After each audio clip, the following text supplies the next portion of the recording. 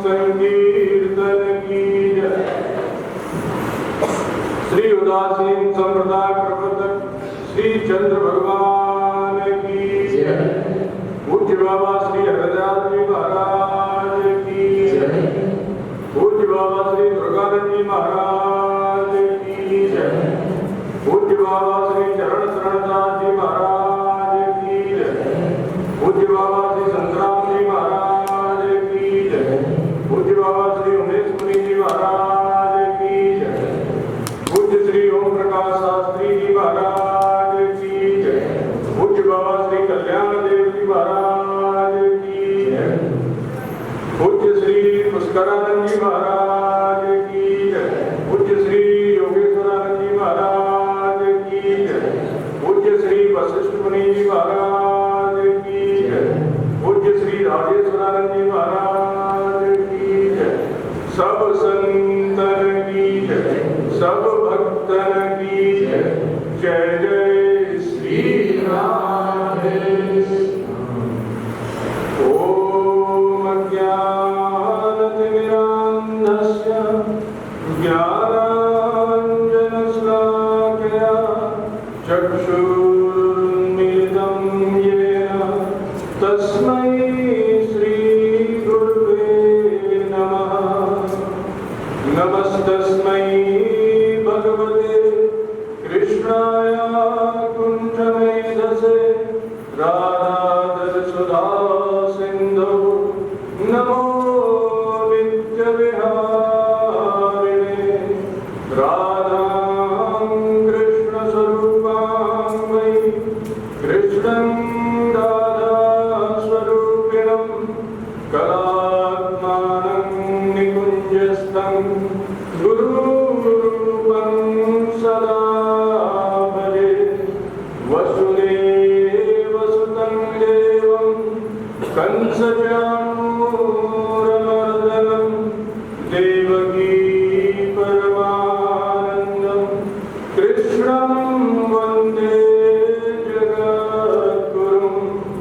नारायणं नमस्कृत्यं नरं चैव नरोत्तमं देवीं सरस्वतीं व्यासं ततो जयमुदीरये।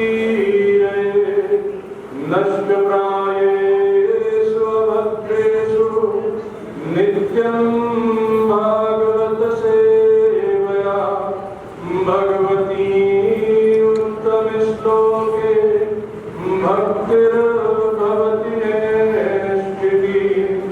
सर्वे भवन्तु सुखिनः सर्वे सन्तु निरामयाः सर्वे भद्राणि पश्यन्तु मा कश्चित् दुःखभाग् भवेत्।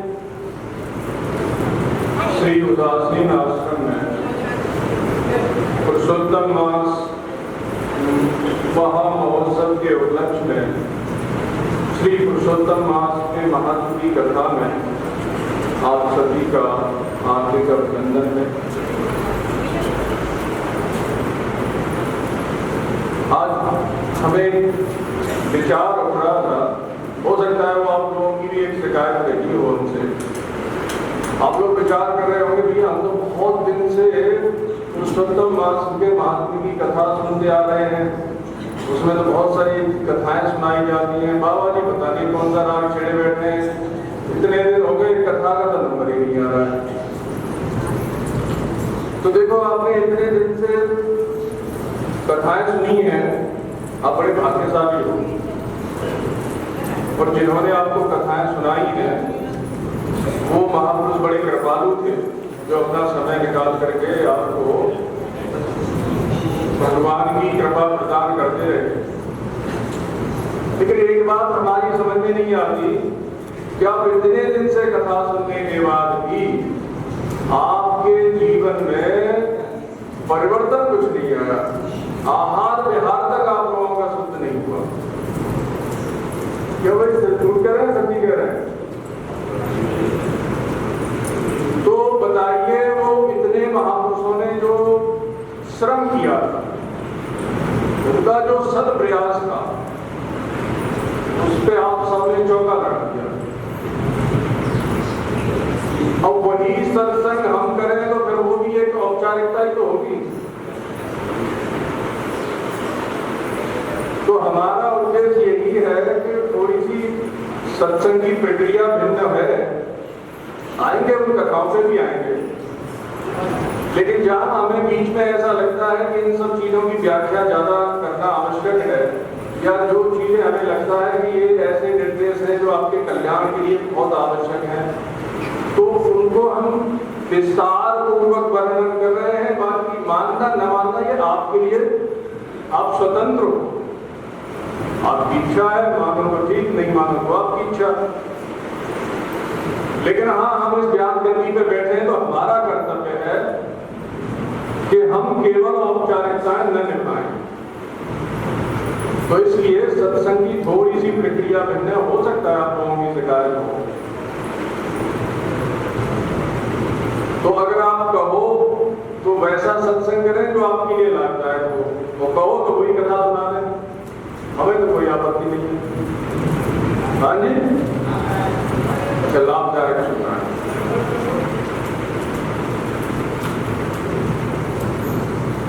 ओम। गोसाई जी ने एक बहुत सुंदर बात कही है। वैसे तो श्री रामचरितमानस में सब कुछ परम सुंदर है। विन सत्संग विवेक न होई, राम कृपा बिन सुलभ न सोई। भगवान की कृपा के बिना सत्संग सुलभ नहीं होता, और बिना सत्संग के विवेक नहीं होता। अब विवेक किसको कहते हैं? क्यों भाई? विवेक कहते हैं सत और असत का भेद करना। क्या सत है, क्या असत है, इसको विवेक कहते हैं। बुद्धि अलग है। बुद्धि सत असत को स्वीकार करने में विश्लेषण करने वाली जो वृत्ति है उसको बुद्धि कहते हैं। किसी कार्य के संपादन में जो सुचारू रूप से उसे करने में मार्गदर्शन करती है उसको बुद्धि कहते हैं। लेकिन क्या सत है, क्या असत है, क्या कर्तव्य है, क्या अकर्तव्य है, क्या धर्म है, क्या अधर्म है, क्या पाप है, क्या पुण्य है, इसके लिए विवेक की आवश्यकता है। अच्छा, एक बात हम आपसे पूछते हैं, पहले कर्ता शुद्ध होगा कि क्रिया शुद्ध होगी?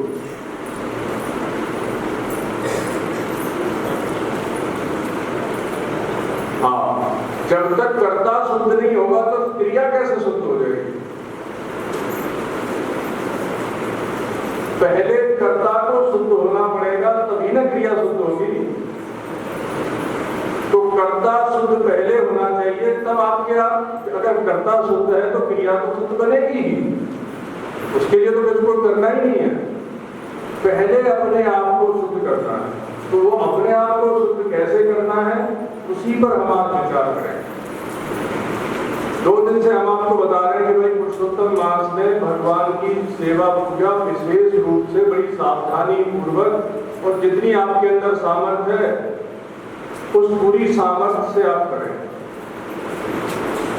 तो पूजा करने के लिए शास्त्रों में विधान है, देवो भूत्वा एवं यजति।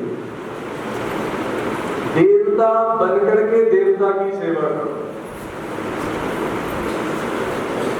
अगर आप भगवान की सेवा करते समय अपने आप को स्त्री पुरुष यानी कि जो शरीर से आपकी पहचान जो कि मिथ्या है और आपके बंधन का कारण है, अगर इसी पहचान में बैठ करके सेवा पूजा करोगे तो देखो क्रिया तो व्यर्थ नहीं जा रही, फल तो उसका मिलेगा, लेकिन कालांतर में मिलेगा, तत्काल नहीं मिलेगा। और अगर आपने ये मान लिया कि मैं भगवान का चिन्मय अंश हूं, मैं ये शरीर नहीं हूं, मैं भगवान का सच्चिदानंद अंश हूं, मैं स्त्री नहीं हूं, मैं पुरुष नहीं हूं, मैं तो भगवान का अंश हूं। ये बात भगवान ने गीता में कही भी है, ममैवांसो जीवलोके जीवभूत सनातन।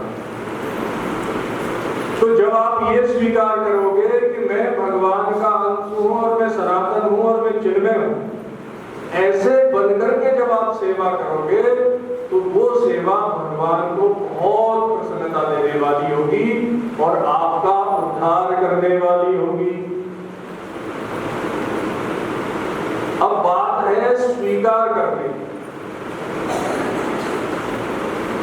स्वीकार करते हो? देखो आजकल तो लव मैरिज होती है, पुराने जमाने में अरेंज मैरिज होती है। अरेंज मैरिज में भी बहुत ज्यादा पुराने लोग होंगे तो उनको पता होगा कि कई बार तो गांव का पंडित और जो नाऊ होते थे वही संबंध तय करके आ जाते। माँ बाप भी नहीं देखते थे संबंध, लड़के को कैसा है क्या है, बस उन्हीं को जिम्मेवारी दे दी और वही संबंध तय करके ऐसा ही था ना। और जब से उस समय कोई देखा दाखी नहीं होती थी, कुछ नहीं होता था, लेकिन वो जो संबंध होता था पूरे जीवन टिकता। भारतीय संस्कृति में तलाक के लिए तो कोई स्थान ही नहीं। और जब से ये लव मैरिज शुरू हुई है, कोई साल चलती है, कोई 2 साल चलती है, बहुत बिरले ही हैं जो लंबे समय टिक जाए। ज्यादातर जो लव मैरिज है वो बहुत जल्दी टूट भी जाती है। तो कहने का तात्पर्य है कि स्वीकार कैसे करते हैं, इस बात का हम उदाहरण आपको देना चाहते हैं कि एक लड़का है और एक लड़की है, तो एक दूसरे को कभी नहीं जानते, केवल एक संस्कार में मिलते। एक वैवाहिक संस्कार ही है ना, 16 संस्कार, एक संस्कार मात्र से एक दूसरे को स्वीकार करते हैं वो नहीं करते। लड़का अपने घर वालों को जिनके साथ हो रहा, जिस माँ ने अपने उदर में गर्भाशय में रख करके उसको पाला पोसा और बाहर निकल के भी उसको बड़ा किया पाल पोस करके, उस माँ को भी अपनी पत्नी के लिए छोड़ देता है। जबकि ये कितना दृढ़ संबंध है, माँ बेटे का संबंध तो कितना प्रत्यक्ष है। अरे वो तो जब आई तुम्हारे जीवन में जब तुम जवान हो गए, लेकिन माँ ने तो पहले तो नहीं किया। और लड़की कितना त्याग करती है, अपने घर वालों को छोड़ के तो आती है, लेकिन पति अगर दिवंगत हो जाए, आजकल तो नहीं है, नहीं तो जो पत्नियां थी वो सती हो जाती। सुना है कि नहीं आपने? हमारे ब्रज में एक गांव है सीपरसों, वहां की 1984 की बात, ज्यादा पुरानी बात नहीं कह रहे, सती प्रथा में रोक लग गई थी। वहां एक बहुत ही सामान्य ब्राह्मण दंपति थे, वो खेती करके अपना जीवन यापन करते थे और गांव की एक बड़ी साधारण सी महिला थी, लेकिन उनका नियम था वो अपने पति को भोजन करा के भोजन करते। अब उनके पति को बहुत भयंकर कुछ रोग, उस रोग में उनके पति का खाना पीना छूट गया, तो उसने भी खाना पीना छोड़ा और पति की हो गई मृत्यु। अब जब पति की मृत्यु हो गई तो उसने कहा कि मैं तो इनके साथ सती होंगी। लोगों ने कहा भाई सती तो होगी और आरोप हमारे ऊपर आएगा कि इन्होंने जला के मार दिया, हम नहीं ऐसा होने देंगे, बिल्कुल सती नहीं हो सकती। अब प्रधान जो गांव के थे उन्होंने सोचा कि भाई पता नहीं क्या आफत आ जाए कल को, मुझे जवाब देना पड़ेगा। उन्होंने सूचना दे दी थाने को, पुलिस आ गई। यहाँ तक कि उस समय महिला डीएम थी, वो डीएम भी आ गई। अब जिस समय डीएम आई और पुलिस आई, उस समय वो संसार में अपने पति को ऐसे गोदी में लिटा करके चिता में बैठे। अब सब लोगों ने उससे कहा कि आप नीचे उतराओ, हम आपको विधि विधान से बढ़िया से सती करेंगे। बोले कि विधि विधान तो है ही सब, ये विधि विधान से सती होते हैं। पुलिस ने जबरदस्ती उस स्त्री को नीचे उतारा और इधर चिता में अग्नि दे दी। अब जब चिता का संस्कार हुआ तो पूरा शरीर तो उसका जल गया, लेकिन जितना हिस्सा उसकी गोदी में था वो नहीं था। अब जब वो पूरा शरीर नहीं जला, इतना केवल बीच का धड़ उसका रहा था, उसे कुत्ते खींचते हुए डूबे शमशान में। तो उसने सुना कि मेरे पति के शरीर को कुत्ते खींचते हुए डूब रहे हैं, तो उसी समय वो गांव का मंदिर था, उसमें जाकर बैठी, उसमें जाकर के बैठी अन्न जल का त्याग करके। तो उसी समय एक बहुत ऐसे कोई 10-12 साल के 14 साल के एक संत आए और उन्होंने बहुत भीड़ लगी थी उसके बाद। उन्होंने आकर के कहा कि भाई हमें भी देखने दो कौन है, हम भी देखना चाहते हैं। अरे बोले कि तुम क्या देखोगे, अभी बालक हो, चलो हटो यहाँ। बोले भाई थोड़ा बहुत दर्शन तो करने दो, इसकी कोई महान आत्मा सती हो रही है। और वो बीच में से घुस के जाकर के उन्होंने कहा सती अब तुम्हारा समय हो गया। उसने वहीं ऐसे करके अपने हाथों को रगड़ा और वहीं जल के स्वाहा। बोलो वृंदावन बिहारी लाल की जय। तो केवल एक मान्यता के आधार पर, केवल स्वीकार करने के आधार पर उसने अपने शरीर को जला दिया। और शरीर को भी कैसे अग्नि दान करते वैसे नहीं, योग अग्नि में अपने शरीर को जला। तो मान्यता जो होती है वो दृढ़ मान्यता, उसका देखो कितना बड़ा फल होता है, कितना बड़ा प्रभाव होता है उसका। ये बताने के लिए हमने इसका उदाहरण दिया है। और भी हरदोई जिले में भी एक सती हुई, उनके पति जो थे वो कहीं दूर देश में काम करते थे, वो भी एक गांव की महिला है और बिल्कुल नवयुवती। तो उसको पता चला कि मेरे पति जो है वो रुक रहे हैं, बहुत ज्यादा भयंकर रोग से, किसी रोग से पीड़ित हैं। अब उस समय कोई टेलीफोन तो थे नहीं, ऐसे ही समाचार आते थे पत्र के द्वारा। अब पत्र आया कि वो मर गए। अब इधर से ये सब अपने घर वालों के साथ चली, तो इसने तो तब इन्होंने, उस समय ऐसा नहीं था सबके पास गाड़ियां होती थी। अब जाना था, पता नहीं कहां से बस मिलेगी, कहां से ट्रेन में बैठेंगे, कब पहुंचेंगे। बोले कि जब तक पहुंचेंगे तब तक तो उनका संस्कार हो जाए। तो इसने कहा कि अब मैं वहां नहीं जाना चाहता, अब मुझे यही रहने दो, और उनका संस्कार तो हो ही जाएगा जब तक हम पहुंचेंगे, तो मैं यही सती होगी। घर वालों ने कहा हम नहीं होने देंगे ऐसा। तो उसने कहा कि तुम नहीं होने दोगे तो दीपक जल रहा था, दीपक के ऊपर उसने अपनी उंगली रखी, उंगली ऐसे जलती रही जैसे मोम जलता है, और उसने बिल्कुल भी आहत नहीं। परम पूज्य धर्म सम्राट स्वामी कृपात्री भी महाराज उस जगह का दर्शन करके आए थे, उन्होंने उल्लेख किया। तो कृपात्री जी महाराज ने कहा है कि जब उन्होंने देखा कि इसकी तो उंगली जल रही है और इसको बिल्कुल भी कोई पीड़ा नहीं हो रही, तो सब घबरा गए। उसने कहा या तो तुम मुझे घर से बाहर निकलने दो, नहीं तो तुम्हारा घर जल जाएगा। तो लोगों ने कहा निकलो तुम बाहर, घर को मत जलाओ। तो उसी समय उसने अपनी जो जलती हुई उंगली थी वो दीवार पे रगड़ के ऐसे बुझाती जैसे कोई लकड़ी को रगड़ रहा हो। उस जगह पे वो चिन्ह नहीं पड़ जाता उंगली रगड़ने का। और बाहर गई जाकर के वैसे ही अपने हाथों को रगड़ के अग्नि में जल गई। जहां जली थी वहां एक पीपल का वृक्ष था, वो पीपल का वृक्ष भी आधा जल गया। बोलो वृंदावन बिहारी लाल की जय। तो देखो स्वीकार करने में कितना बल है कि केवल एक कन्या है, वो एक वर को स्वीकार करती है, और एक वर एक कन्या को अपना जीवन साथी स्वीकार करता है, तो प्राणपन से एक दूसरे का साथ निभाते हैं कि नहीं निभाते?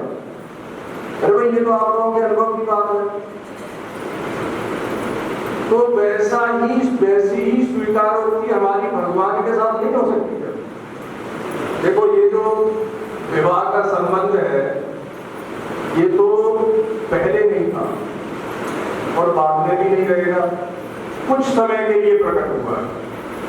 उस कुछ समय के संबंध में तो आपकी इतनी आस्था है, और जो जिसका नित्य संबंध है आपसे, जो किसी परिस्थिति में आपको छोड़ करके नहीं जाता, एक जन्म नहीं अनंत जन्मों से जो आपके साथ है, उस नित्य परमात्मा से जो आपका नित्य संबंध है, उसमें आपको विश्वास नहीं होता। तो बताओ कैसे आपका उद्धार कैसे हो सकता?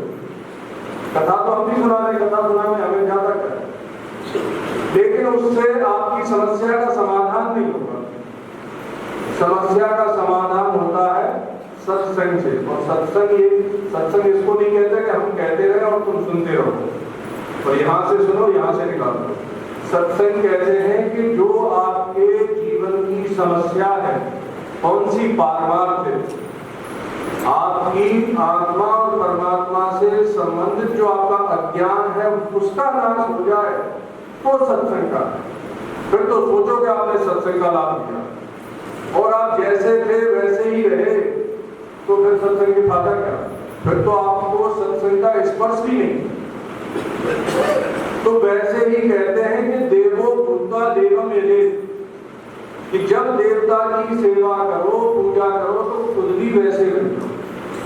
इसको स्वीकार नहीं करना, ये तो प्रत्यक्ष है कि आप भगवान के अंश हो। भगवान ने गीता में ये वचन दिया है, तो इसलिए सेवा में इतनी सावधानी आपको रखनी है कि जब भी आप सेवा करें तो अपने आप को इस शरीर की पहचान को मिटाकर के सेवा करें। ये जो भी आपके शरीर की पहचान है, इसको मिटा करके अपने चिन्मय स्वरूप को स्मरण करते हुए, अपने आप को चिन्मय मानते हुए, देखो अगर भक्ति भाव से हो तो भगवान के सखा बन जाओ, सखी बन जाओ, माता पिता बन जाओ, भगवान के दास बन जाओ। 5 रस हैं भक्ति के, शांत, दास, वात्सल्य, सख और माधुर्य। इनमें से जो आपको अच्छा लगता हो वैसे बनो, उसी में आप भगवान से अपना संबंध जोड़ो। अब संबंध की बात आती है, देखो हमने अभी आपको बताया कि एक लड़का लड़की केवल एक संस्कार के कारण उनका संबंध ही तो है। अच्छा, इस संसार में आप संबंधों को सच्चा मानते हो कि नहीं मानते? उनको निभाते हो कि नहीं निभाते? बिना संबंध के प्रेम प्रकट नहीं। पहले संबंध होता है तब प्रेम होता है। पुत्र उत्पन्न होता है, माता पिता के साथ संबंध होता है तो प्रेम प्रकट होता है। लड़का लड़की का संस्कार, विवाह संस्कार होता है, उसके बाद प्रेम प्रकट होता है। तो प्रेम कैसा है? संबंधों पे आता है। तो देखो भैया, संबंध आपने संसार के साथ तो बहुत जोड़ दिए, और संसार तो नाशवान है। इन नाशवान संबंधों को जोड़ करके आपको क्लेश के अलावा और कुछ मिला हो तो बता दो। और हमें कह रहे थे महाराज आपकी वाणी बड़ी कठोर है, बहुत कठोर बोलते हो, लोग घबरा जाते हैं। अब भाई मीठा बोल करके हम करें क्या? जो सच्ची बात है वही बोलते हैं। अब ये झूठ कह रहे हैं हम, सच्ची बात है कि नहीं? आपने जिन संबंधों के लिए अपने जीवन को समर्पित किया है वो कैसे हैं? नाशवान है। और उनसे आपको आज तक क्या मिला? केवल क्लेश। देखिए, कोई भी आपका चाहे पति हो, चाहे आपकी पत्नी हो, चाहे बेटा हो, बेटी हो, जब तक आप उनकी इच्छा पूर्ति करते रहोगे तब तक तो आप उनके लिए होते हैं। और जैसे ही आपने उनकी इच्छा पूरी करने से आनाकानी की, उसी समय आप दुनिया के सबसे निकम्मे व्यक्ति। सही बात है? हाँ, दुनिया के सबसे निकम्मे व्यक्ति तुम ही हो। बेटा भी कहता है तुमने क्या किया हमारे लिए? अब इतनी आपने उनकी इच्छाएं पूरी की, लाखों करोड़ों को सब पानी फिर गया होते। एक इच्छा को अगर आपने पूरा नहीं किया तो बस वो सब भूल जाता और गालियां देना शुरू कर देते। लड़का लड़की बोलते रहे तुम बेकार के माँ बाप हो, कुछ नहीं किया तुमने, हमारा जीवन बर्बाद कर दिया। अरे माँ बाप आपने जीवन बर्बाद किया कि तुमने खुद अपना जीवन बर्बाद कर दिया? अपनी कमी नहीं देखते, दूसरों पे दोष देते। तो यहाँ संसार के संबंध कैसे हैं कि जब तक अनुकूलता रहे तब तो मधुरता है, और जैसे ही थोड़ी अनुकूलता में कमी आए तो बस उसी समय तलवारें निकल जाती। हो गया न तुम हम हमारे, न हम तुम्हारे। बोलो वृंदावन बिहारी। तो कहने का तात्पर्य है कि नाशवान संबंधों के लिए आपने उस अविनाशी संबंध का त्याग कर दिया। अच्छा एक बात बताओ, आपके जो भी संसार के संबंध हैं उनमें आप व्यवहार करते समय अगर उनको खुश ना करें तो वो आपसे शिकायत करते हैं कि नहीं करते? शिकायत करते हैं। लेकिन परमात्मा ने आज तक तुमसे शिकायत की है? संसार के संबंधी छोड़ के चले जाते महाराज प्रपत्ति में सब, परमात्मा कभी छोड़ करके गए? वो कभी छोड़ के नहीं गए, नित्य तुम्हारे साथ। तो सच्चा साथी कौन? मेरे तो गिरधर गोपाल। मीरा जी ने बड़ी सुंदर बात कही। देखो ये ज्ञान से भी बढ़कर है, हमें यहाँ कहने में संकोच नहीं है। मेरे तो गिरधर गोपाल दूसरों न कोई, यानी अब दूसरा कोई रहा ही नहीं उनके लिए। जहां देखे वहां गिरधर गोपाल ही गिरधर गोपाल है। कितनी वासुदेवा सर्वम, ऐसी स्थिति को प्राप्त हो जाता है। भगवान का प्रेमी ऐसी स्थिति को प्राप्त हो जाता है कि वो जहां देखता है वहां उसे अपने प्रेमास्पद ही दृष्टि गोचर होते। तो ये किसके कारण है? मीरा जी छोटी थी, बालिका 5-1 साल की रही होंगी, महाराज रतन सिंह की पुत्री थी। उनकी अपनी माँ के साथ वो एक बारात देखने गई। आजकल तो पता नहीं लोग जाते हैं, पहले गांव में तो हमने बहुत देखा है, जो जैसे कोई बारात आती थी तो सब मोहल्ले के आसपास के जहाँ से बारात निकलती थी सब लोग अपनी छतों पे खड़े हो जाते थे और देखते थे कि भाई दूल्हा कैसा है। आजकल नहीं, इतना किसी के पास समय नहीं है बारात देखने का। जो जा रहा है जाओ, बस 2-4 माता है और पुरुष पीछे पीछे नाचते रहते हैं। और नाचने वाले भी अब तो किराए के लिए आए तो पता नहीं भगवान है। समय बहुत बदल रहा है, किसी के पास इतना भी समय नहीं है। पहले तो 3-3 दिन तक बारात रुकती थी, अब तो बस 3 घंटे का संस्कार रह गया। तो कहने का तात्पर्य यह है कि मीरा जी छोटी बालिका थी, अपनी माता के साथ देखने गई किसको? बारात। जब बारात को देख रही थी तो सब आपस में स्त्रियां बात करती हैं। तो मीरा जी ने बाल स्वभाव बस पूछा अपनी माता से, माता ये तो घोड़ी पर बैठा ये कौन है? तो राजस्थानी भाषा में दूल्हे को कहते हैं बींद, कि बेटी ये बींद है। बोले किसका बींद है? बोले जिस लड़की का विवाह हो रहा है उसका बींद है। तो मीरा ने पूछा कि मेरा बींद कहाँ है? तो माँ हंसने लगी, बोले देखो छोटी बच्ची है, इसको अभी से बींद की पड़ी है, अभी इसको क्या बींद की पड़ी है, अभी तो ये जवान होगी तब जाके बींद का नंबर आया। बोले कि बेटी अभी तुम्हारे बींद का कोई तुम्हें बींद की आवश्यकता नहीं है अभी।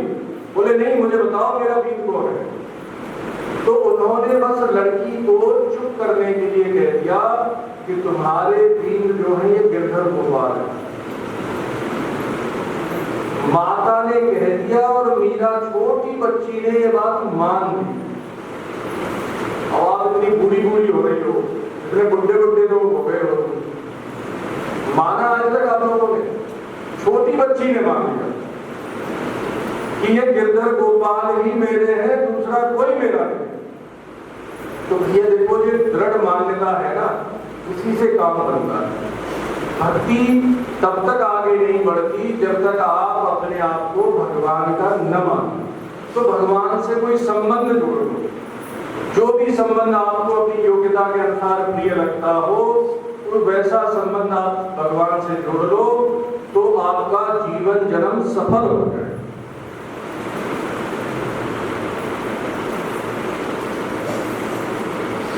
समझ में आ रही है बात? हाँ, तो कहने स्वीकार ही करना है कि हम भगवान के हैं। प्रार्थना में कहते हैं हे नाथ, बोलो हे नाथ, मैं केवल आपका ही हूँ, केवल आप ही मेरे। लेकिन हमको दुनिया भर को अपना मानते हैं, भगवान को अपना मानते हैं। मुंह से तो कह दिया कि आप ही मेरे हैं, मैं केवल आपका ही हूँ, लेकिन अंदर से स्वीकार किया क्या? अंदर से स्वीकार किया ही नहीं।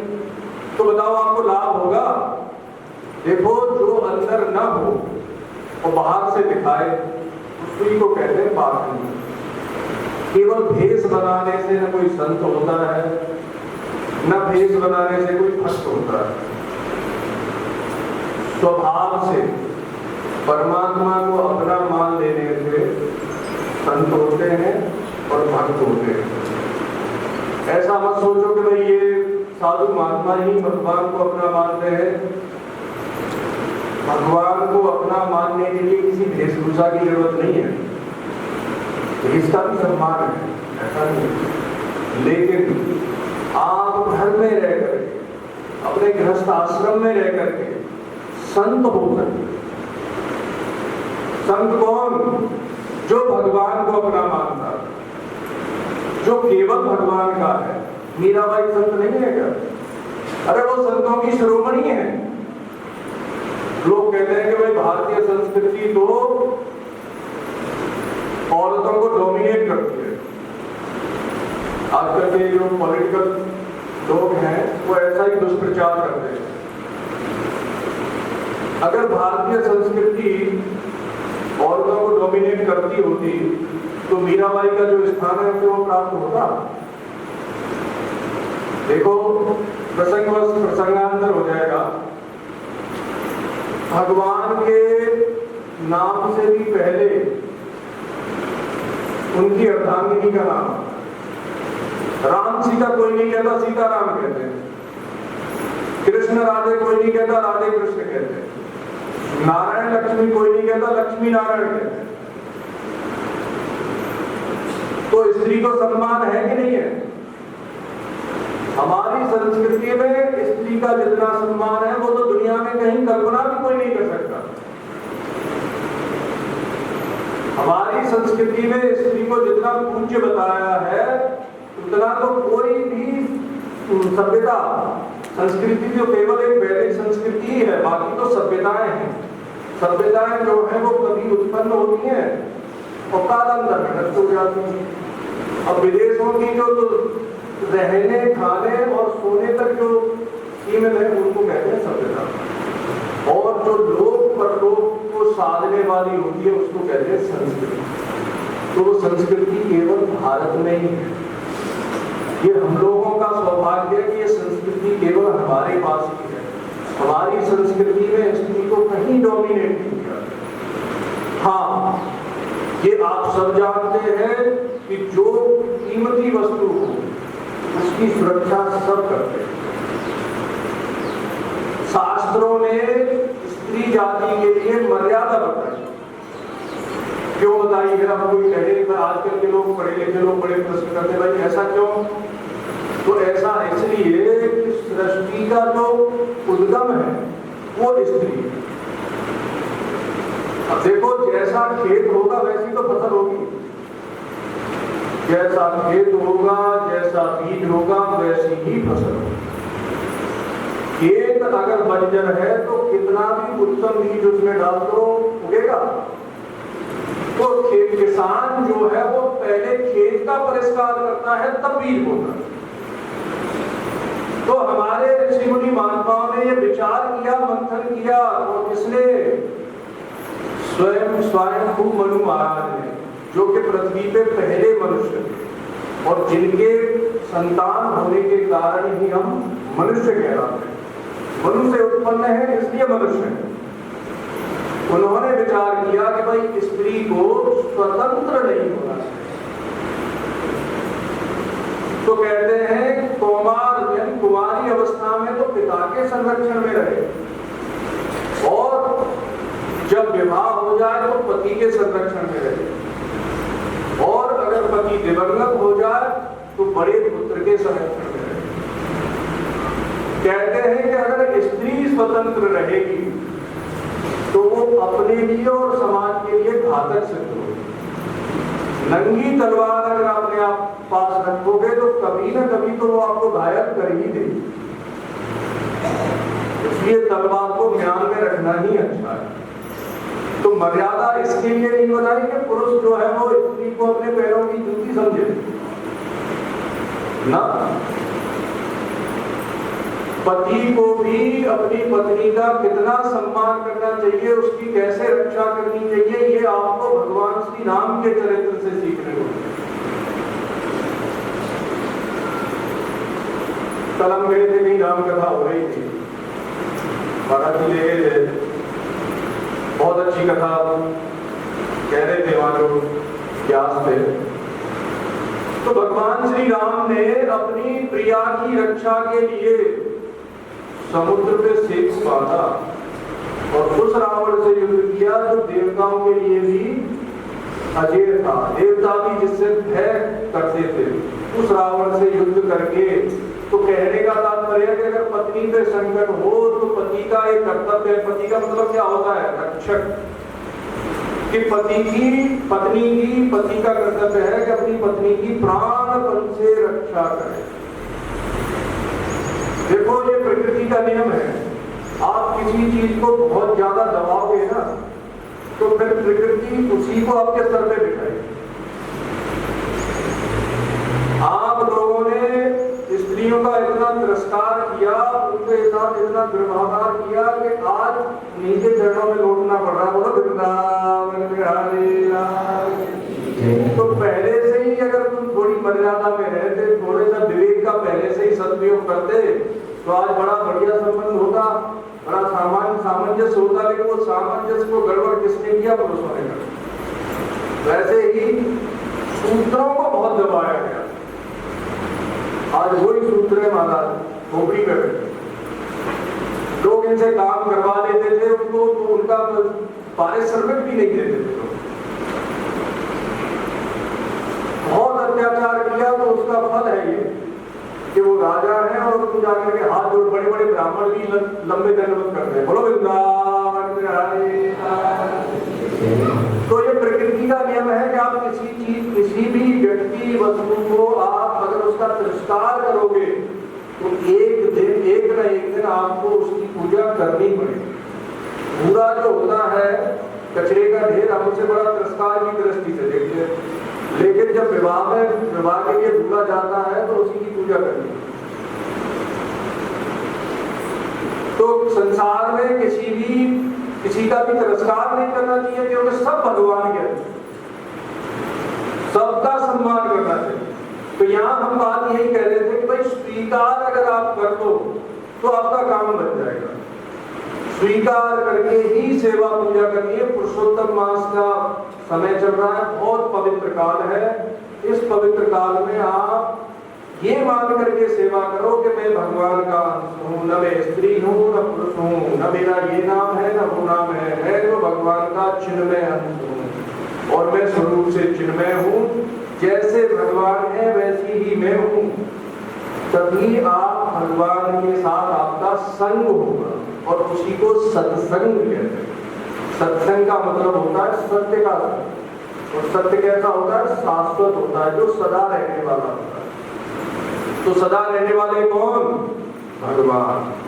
सदा रहने वाला कौन? उनका अंश। तो इसलिए भगवान हमारे अंशी हैं और हम उनके अंश हैं। जैसे भगवान सच्चिदानंद है वैसे हम भी सच्चिदानंद हैं।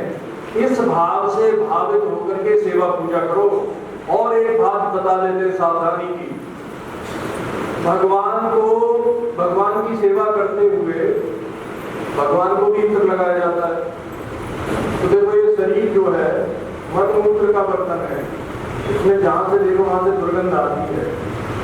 भगवान की सेवा करते हुए नहा धोकर के बढ़िया से पवित्र होकर के, और सेवा पूजा के वस्त्र भी अलग रखो, उन्हीं साफ पवित्र वस्त्रों में और इत्र लगा करके अपने ऊपर भी भगवान की सेवा करो। मुंह में इलायची भी रखो, ताकि भगवान को मुंह की दुर्गंध ना आए। अब आप कहोगे बाबा जी क्या बता रहे हैं, हम आपको एक सच्ची घटना बताते हैं। यहाँ तो पुष्टि मार्ग की बहुत है, हवेली भी है, श्रीनाथ जी नाथद्वारा में है, लेकिन ये गिरिराज जी में विराजते थे पहले। जब गोस्वामी विठलनाथ जी गोकुल से इनकी सेवा करने आते थे, घोड़े में विराजमान होते,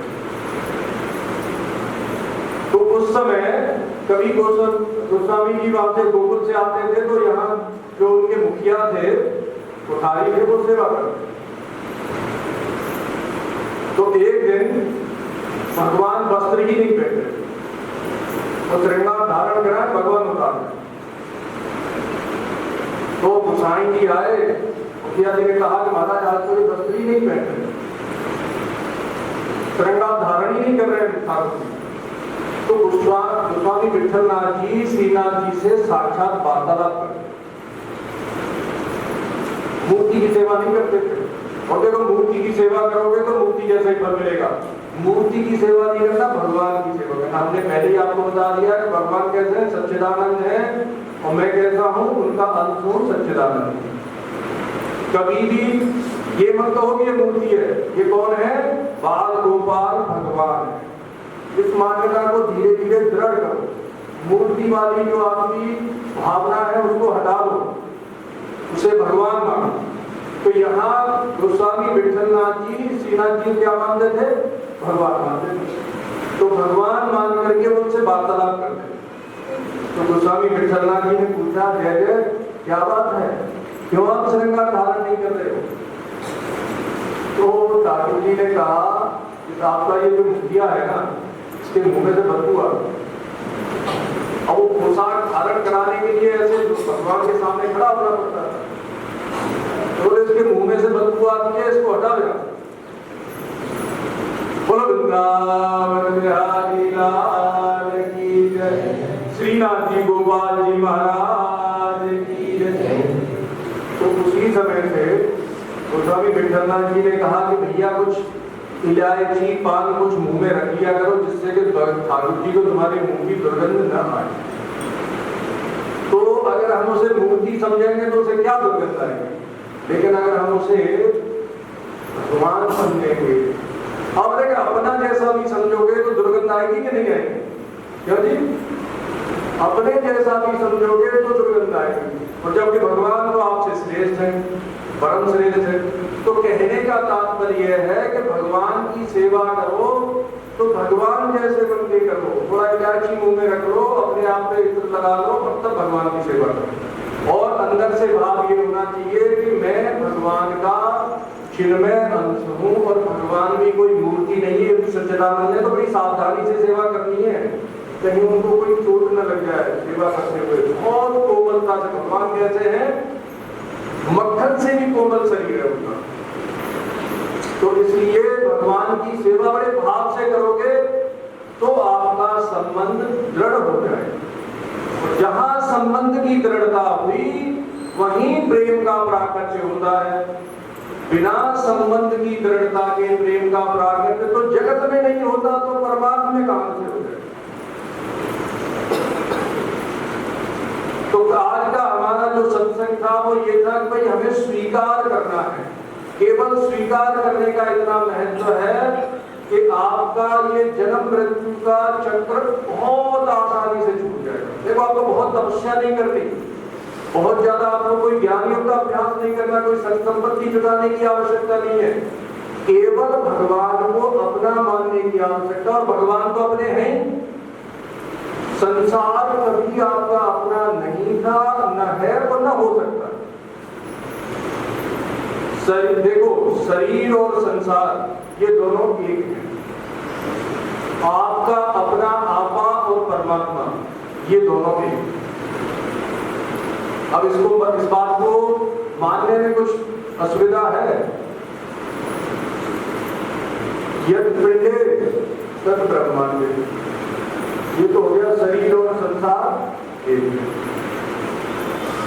और जीव और परमात्मा ममैवांशो जीव हो गए। भगवान का अंश कौन है? जीव है, यानी हम, जिसको हम अपना आपा कहते हैं, वो कौन है? भगवान का अंश है। तो शरीर और संसार की जाति में और हमारी जाति में बहुत अंतर है। जिससे हमारा कभी अपनापन था ही नहीं उसको तो हम अपना मानते हैं, और जिससे हमारा नित्य संबंध है उसको हम अपना नहीं मानते। तो अब इस मूर्खता को स्वीकार करने से कल्याण होगा? फिर बोलोगे बाबा जी बहुत कड़वा बोलते हैं। तो कहने का तात्पर्य यह है कि आप सत्य को स्वीकार करोगे तब सत्संग होगा। बिना सत्य को स्वीकार किए सत्संग का लाभ या कितने भी पुरुषोत्तम मास निकल जाए, लाभ नहीं। लाभ तभी होगा जब आप सत्य को स्वीकार करोगे, और सत्य यही है कि आप केवल भगवान के हो और केवल भगवान ही आपके हैं। जिस प्रकार से एक नट, एक अभिनेता अभिनय करता है, तो अभिनय करते समय वो किसी को पत्नी मानता है, किसी को माता पिता भी मानता है, लेकिन जैसे ही वो अभिनय का मंच से नीचे उतरता है तो फिर उनसे माता पिता का संबंध रखता है क्या? नहीं रखता। तो इस संसार में आपके पति हैं, पत्नी है, बच्चे हैं, इनको ऐसे मानो कि आपको परमात्मा ने ये एक रोल दिया, एक भूमिका आपको निभाने के लिए दी है। बस वो भूमिका आपको निभानी है और बहुत कुशलता से निभानी है। अब देखो कहीं अभिनय चल रहा हो, कहीं मंचन चल रहा हो किसी नाटक का, अब वहां कोई करुण दृश्य हो तो करुण दृश्य में रोना पड़ेगा कि नहीं?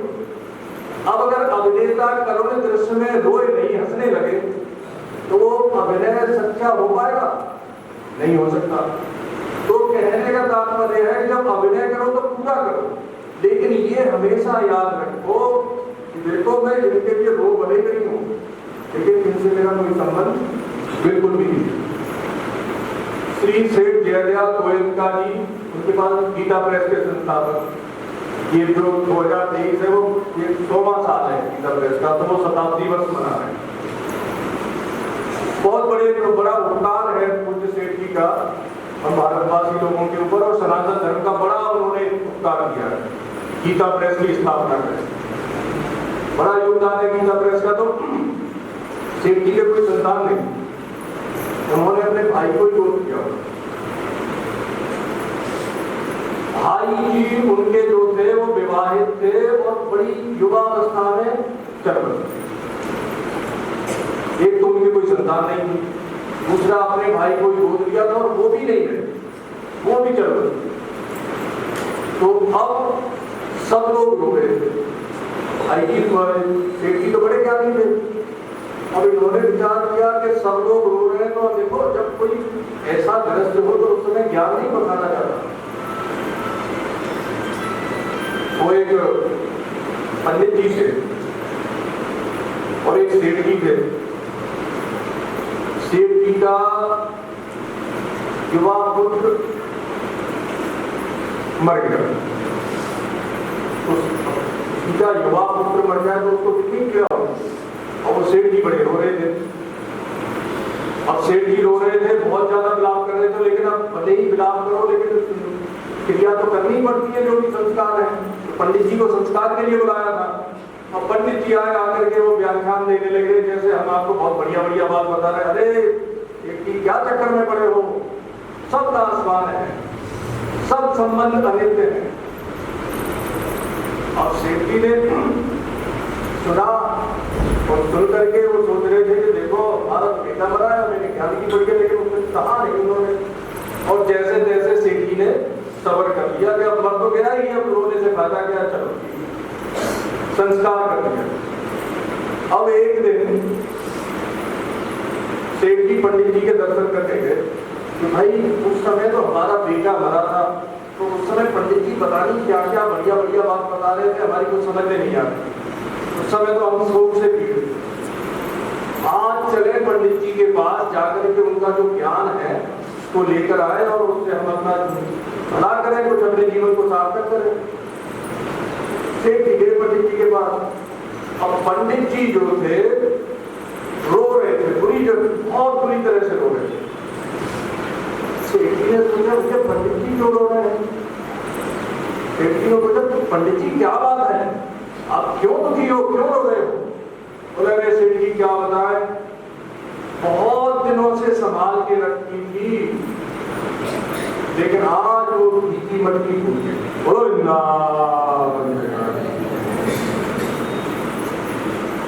तो अब सेठ जी ने कहा महाराज मेरा तो लड़का बना था, उस समय आप मुझे इतना ज्ञान दे रहे थे, आपकी तो मटकी फूटी है, दूसरी आ जाएगी। तो जो ज्ञान आप मुझे दे रहे थे उसमें से थोड़ा बहुत अपने काम में भी ले लो। तो पंडित जी बोले अरे सेठ क्या बकवास करता है, लड़का तेरा था, मटकी मेरी थी। बोल वृंदावन बिहारी लाल की जय। तो भैया जहां तेरा और मेरा लगा हुआ है वहां तो कोई ज्ञान काम कर नहीं सकता। तो यहां हम ये किस प्रसंग में कह रहे थे, भूल गए, याद दिला देना। हाँ, सेठ जी के ऊपर कह रहे थे, श्रोता भी ऐसे है कि उनको कुछ याद नहीं रहता। तो सेठ जी का जो उनके जो भाई थे वो मर गए, तो सेठ जी ने विचार किया कि भाई अगर हम इनको ज्ञान देंगे तो ये समय नहीं है इनको ज्ञान देने का। तो उस समय सेठ जी बहुत जोर से रोने लगे, बहुत जोर से रोने लगे। अब सब लोगों ने देखा कि सेठ जी सबसे ज्यादा रो रहे हैं।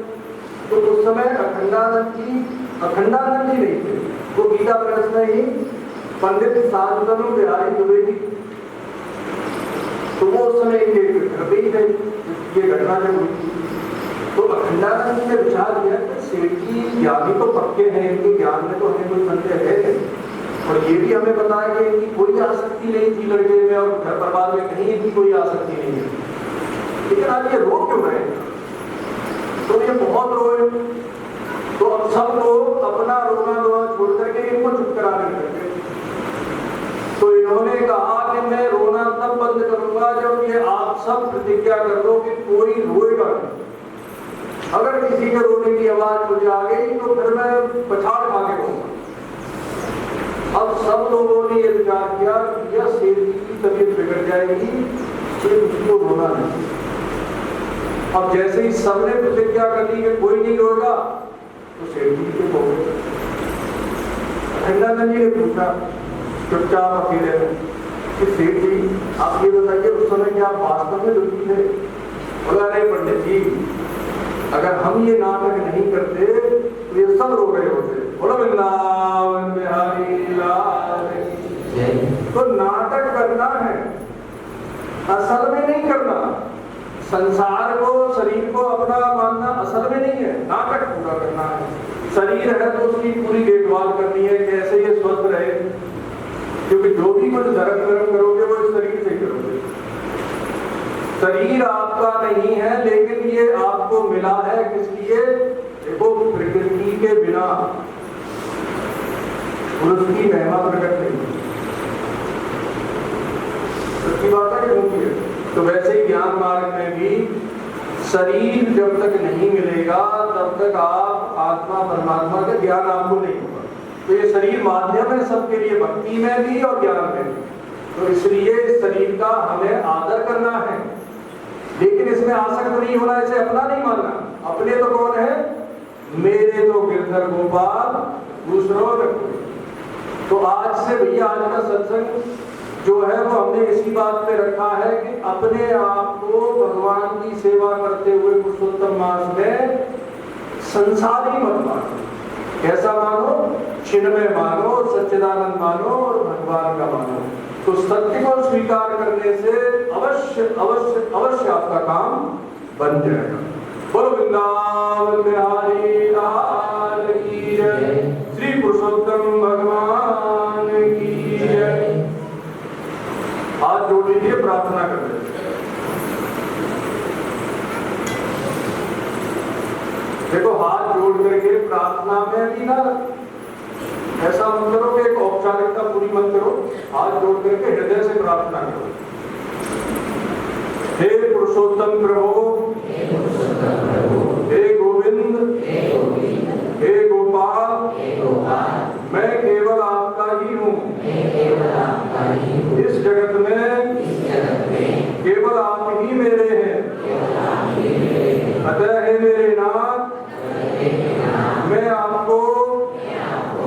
कभी न भूलूं जगत व्यवहार करते समय प्रत्येक परिस्थिति में मुझे आपका ही स्मरण बना रहे। मेरे पास जो कुछ भी है वह सब आपका ही है। अतः यह सब आपके ही समर्पित है। अब आप जैसा उचित समझें और जिसमें हम सबका हित हो वैसी अपनी अहम की कृपा हम सभी शरणागतों पर बरसाने की कृपा करें। हम नहीं जानते कि हमारे लिए क्या उचित है और क्या अनुचित है, परंतु आप एकमात्र सर्वज्ञ हैं। आप ही सर्वसमर्थ हैं। आप ही सर्वशक्तिमान हैं। हे सच्चिदानंद, हे सर्वंतर्यामी, मैं आपका ही अंश हूँ। अतः सर्वतो भावे आपको ही समर्पित हूँ। मेरे परम प्रिय प्रभु, बस आपसे एक ही प्रार्थना है